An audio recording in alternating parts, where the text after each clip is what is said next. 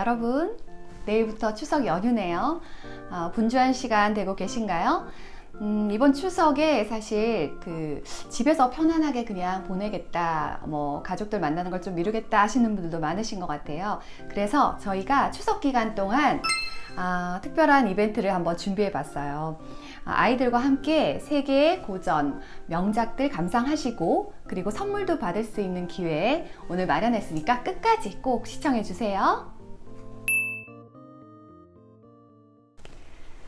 제가 작년부터 사실 고전을 어떻게 잘 읽힐까에 대해서 굉장히 많이 생각을 하고 있었고, 아이에게 고전을 잘 읽혀서 성인이 되었을 때 고전을 좀 편하게 읽었으면 좋겠다.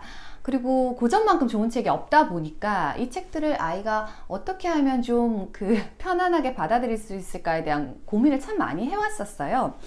예전에 한번 소개한 책 중에서 이 공부머리 독서법이라는 책이 있었잖아요. 그래서 이 최승필 저자가 이 책에서 제가 딱 보니까 이렇게 플란다스의 개를 본인의 인생책이라고 하고 또 인터뷰에서도 많이 얘기를 하더라고요.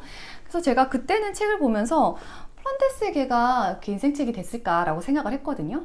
근데 이 책을 계기로 해서 거의 초등학교 졸업할 때 300여 권을 읽었다고 되어 있더라고요. 그래서 바로 이 책인데요. 제가 사실은 제 시절에 어렸을 때 이걸 만화로 정말 많이 봤어요. 기억나시나요? 제가 70년대생인데 근데 노래도 기억이 나고 이제 넬로와 파트라슈 이야기에 대해서 정말 재밌게 좀 감동적으로 봤었는데, 그래서 다시 읽어보고 싶어진 거예요. 그리고 이 고전이 제가 읽으면서 드는 생각은 뭐냐면, 세계 명작 시리즈나 아니면 한국 명작 이런 대대로 이어온 고전서들이 사실 베스트셀러가 아니라 스테디셀러잖아요. 무려 100년이 넘는 책들도 있어요. 그래서 이런 책들은 사람들한테 사랑받은 이유가 반드시 있고, 그 책을 이렇게 읽다 보면 그 이유를 알게 되는 것 같아요. 제가 최근에 그래서 아이랑 이제 시작이 된 게, 아이가 엄마 오질머버사가 뭐야? 라고 먼저 얘기를 꺼낸 거예요. 그래서 이제 때는 이때다 하고 오질마법사부터 그러면 읽혀봐야겠다라고 생각한 거예요. 이 책이 이제 오질마법사인데요. 지금 아이들에게 제가 어떻게 읽혀주고 있냐면, 초등학교 3학년이다 보니까 좀 글법책을 많이 읽어본 친구는 바로 혼자 읽으면 되는데, 저는 사실 적어도 세계명작만큼은 제가 다 읽어주리라 사실 작정을 했어요.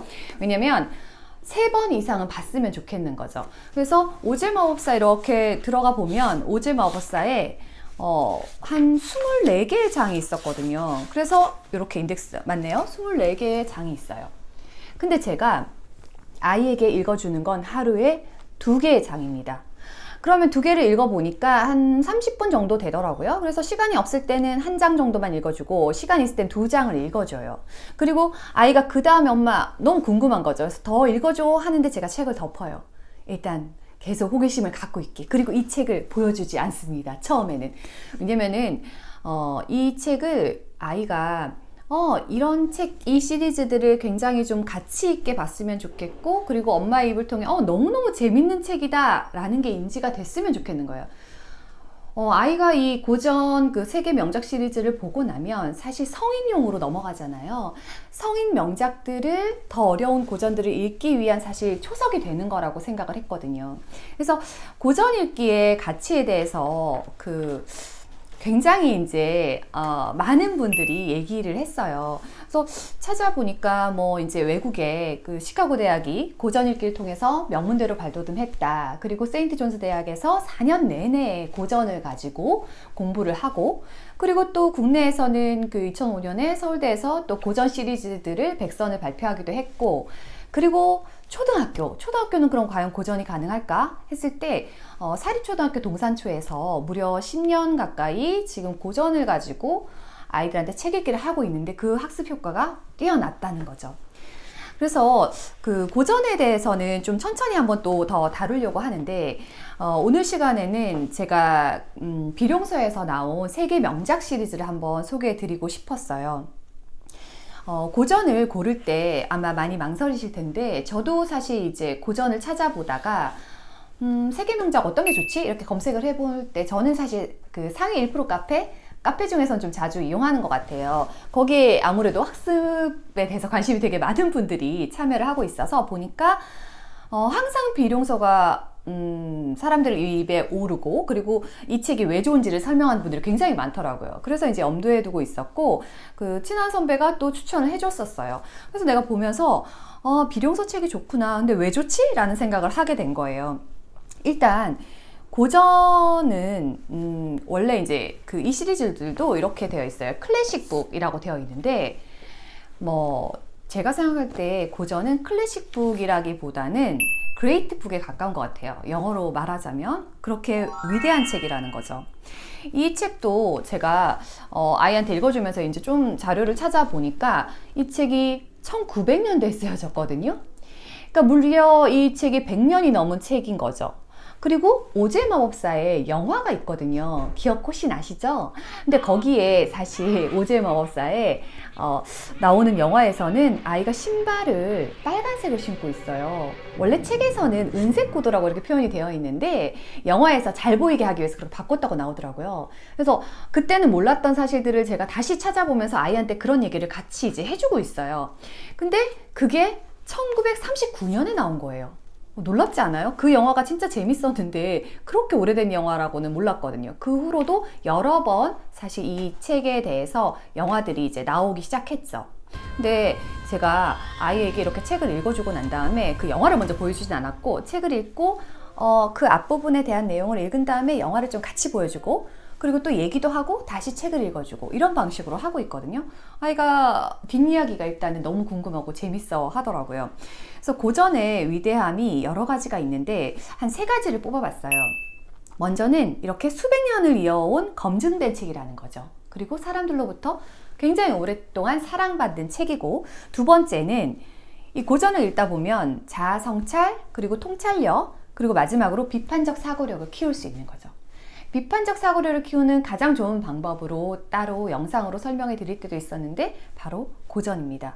그리고 마지막으로는 이 책을 통해서 나라나 시대를 초월해서 역사, 문화, 생활상 이런 거를 모두 다 볼 수 있는 거예요. 그래서 제가 역시 그 고전이 좋구나. 그래서 아이에게 이 고전을 어떻게 하면 재미있게, 좀 어렵게 생각하잖아요. 보면 엄마 이렇게 두꺼운 책 할 수도 있는데 사실 읽어보면 제가 읽으면서 행간도 크고 그래서 굉장히 편하게 읽혀졌거든요.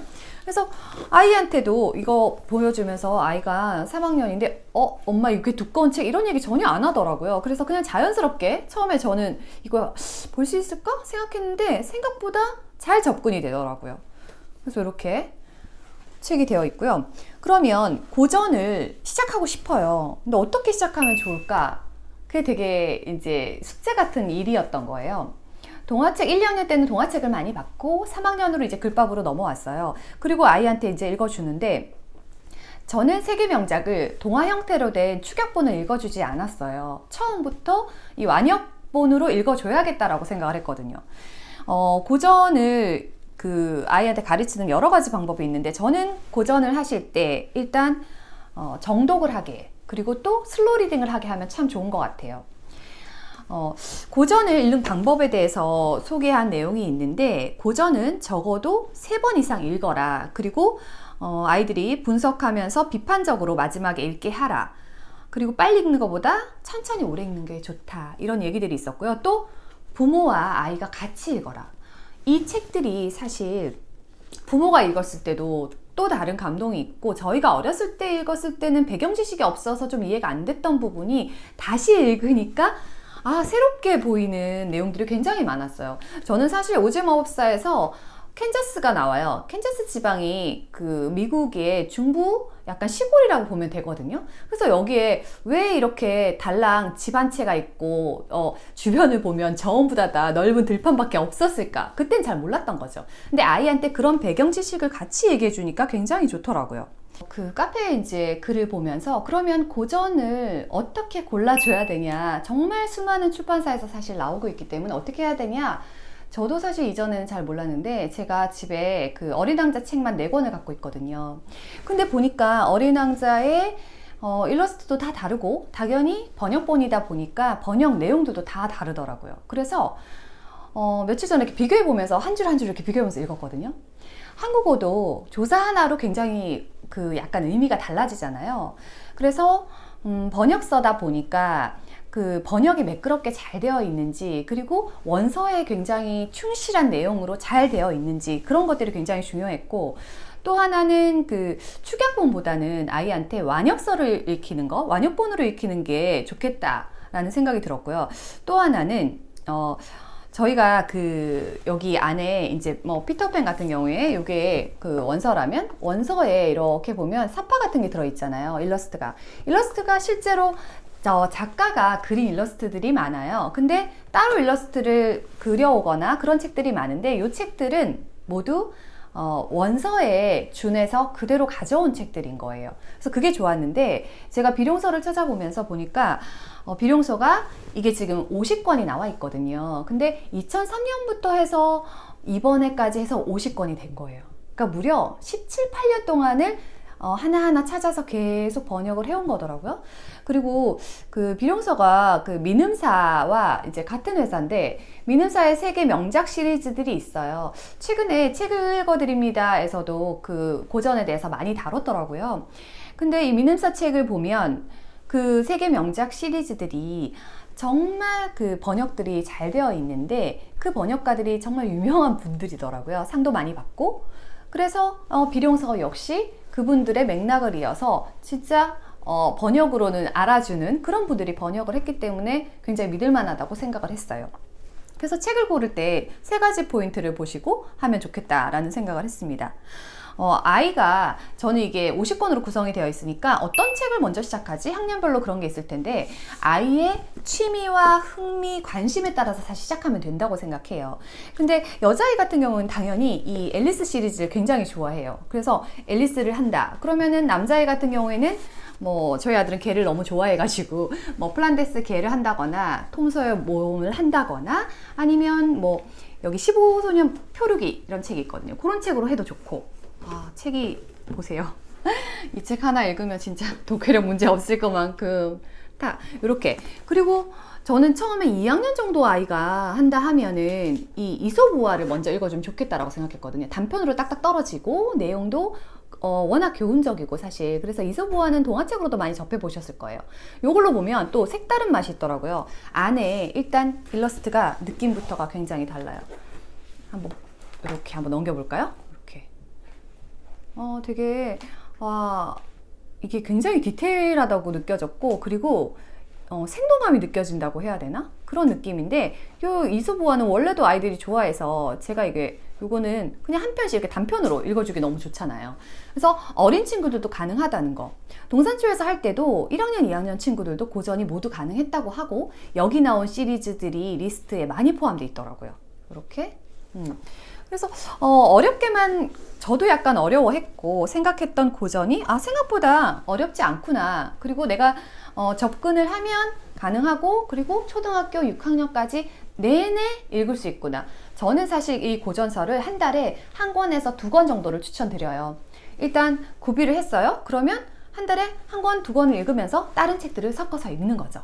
그리고 이 책을 다시 아이가 한 살 더 이제 먹고 시간이 지났을 때 또 다른 이제 지식이 쌓였잖아요. 그리고 그 책을 또 읽고, 그리고 중학교에 가서도 또 읽고, 그래서 여러 번 반복하기를 하면 정말 아이한테 다른 관점으로도 들어오고, 이 책 내용들도 완전히 익힐 수 있을 거라고 생각이 됩니다. 이 지금 보시는 요 아래쪽에 나와 있는 책들은 원서거든요. 이번에 50권이 이제 출간이 되면서 2003년부터 계속 이제 작업이 되어 왔다고 했잖아요. 그러면서 이렇게 특별히 원서 시리즈를 만들었다고 하시더라고요. 그래서 이 원서들이 10권이 포함돼서 총 60권을 가지고 지금 좀 파격적인 할인으로 판매를 하시더라고요. 그래서 정보란에 그 링크는 제가 넣어뒀고요. 저희가 오늘 그 추석 기간 동안 서두에 말씀드린 것처럼 일요일까지 여러분들 집에서 쉬시면서 이 책 시리즈들을 찬찬히 한번 보시고, 그 중에 내가 아이에게 어떤 책을 읽히고 싶다라는 내용을 적어주시면 적어주신 책 중에서 원하는 책을 10분께 드리려고 합니다. 사실 저는 아이에게 그 오즈의 마법사를 읽어주면서 이 작은 아씨들 있죠. 제가 사실 어렸을 때 읽은 책 중에서 기억에 남는 건 이거예요. 왜냐면 이게 딸 4명이 나오거든요. 아시나요? 제가 셋째인데, 셋째가 베스예요. 그래서 베스라는 친구가 어떤 말을 했고, 어떤 행동을 했고, 어떤 아이였는지에 대해서 되게 관심이 많았어요, 제가. 그래서, 제가 아이한테도 이 작은 아씨들이 특별히 또 비룡서에 이렇게 2까지 나와 있거든요. 2권이 거의 잘 없거든요. 그래서 1, 2권이 있는데, 딸에게 이거 이제 관심을 갖게 하려고 엄마가 이렇게 딸 넷으로 컸는데 이 책에 그런 내용들이 다 나와 있어. 엄마의 어린 시절을 종종 궁금해 해가지고 제가 이 책을 설명해 주고 있어요. 그래서 여러분이 그 자녀분에게 어렸을 때 분명히 이 중에 한두 권은 읽었을 거라고 생각합니다. 아이에게 내가 이런 책을 좀 권해줘야지, 그리고 나한테 이런 추억이 담겨 있지 라는 내용이 있으면 댓글로 남겨주시고 어떤 책을 원하시는지 50권을 추석 때 찬찬히 한번 살펴보신 다음에 적어주시면 저희가 그 10월 5일 저희도 휴가를 갔다 와서 이제 당첨자를 뽑아서 발표를 하겠습니다. 책들이 그 미리 보기를 통해서 이렇게 찬찬히 보셔도 좋고요. 전체 시리즈를 한번 다 훑어보신다고 생각하시고 그 중에서 내가 정말 아이가 좋아할 만한 걸 아이랑 같이 한번 찾아보셔도 정말 좋을 것 같아요. 저도 사실 흔치 않은 기회인데다가, 그리고 세계 명작 시리즈들을 계속 봐서 고민을 해왔던 터라 이 책을 저희가 이제 받자마자 의뢰가 들어오고 와 정말 좋다. 그래서 추석 전에 여러분들한테 꼭 소개를 해드리고 추석 기간 동안 또 가지고 있는 고전이 있으시면 꺼내서 다시 볼 수 있는 기회를 만들어 드리고 싶다, 이런 생각을 했거든요. 여러분, 그러면 연휴 동안 즐겁게 보내시고 정보란에 자세히 그 책 미리 보기 할 수 있는 페이지와 그리고 이 50권과 그 영어 원서 같이 나와 있는 페이지들도 다 링크를 걸어 두도록 하겠습니다. 그럼 저희는 이제 10월 5일에 다시 뵙도록 하겠습니다. 감사합니다.